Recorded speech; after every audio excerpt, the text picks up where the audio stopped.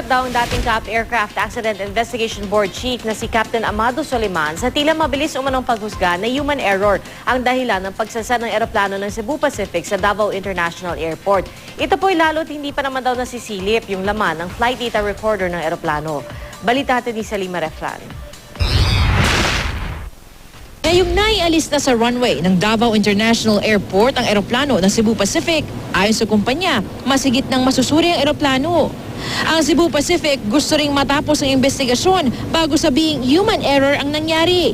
Pero giit nila, it landed on the runway. The aircraft landed on the runway and then it veered off of the runway after it landed. Alamin muna natin kung ano talaga yung nangyari. Tapos doon tayo makakapagawa ng mga susunod na aksyon.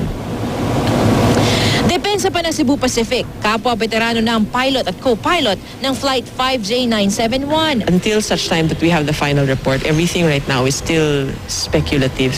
Pero nang tanungin namin kung ilan libong flight hours o karanasan sa pagpapalipad ng eroplano ang naitala na ni Captain Antonio Oropesa at co-pilot Edwin Perello, tumanggi muna ang Cebu Pacific na ilabas ang impormasyon dahil nagpapatuloy pa sa ngayon ang investigasyon.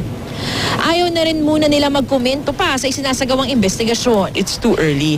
Right now, the investigation is ongoing, and until such time that we are able to review the contents or the flight data recorder and see the final report of the accident investigation unit, we can't really say that it was pilot error.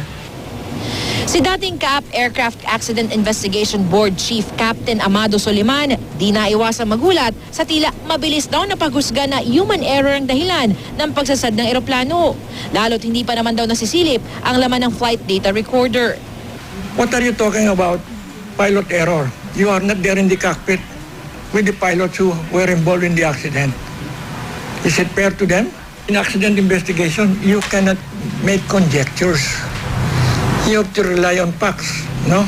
That will be established during your investigation. Maging ang Airline Pilots Association of the Philippines, ipinaliwanag na hindi biro ang pagiging piloto. Bukod sa mabusisi at mahabang pagsasanay, may mga alituntunin din silang sinusunod. Tulad ng hindi pag-inom ng alak ng 8 hanggang 12 oras bago lumipad at ang pagkakaroon ng sapat na pahinga. Hindi raw dapat lalampas sa 100 oras kada buwan ang flying time ng isang piloto. At sa isang araw, dapat daw ay di sosobra sa 8 oras ang flight time at may sapat na breaks. Masakit yun na palaging pilot error.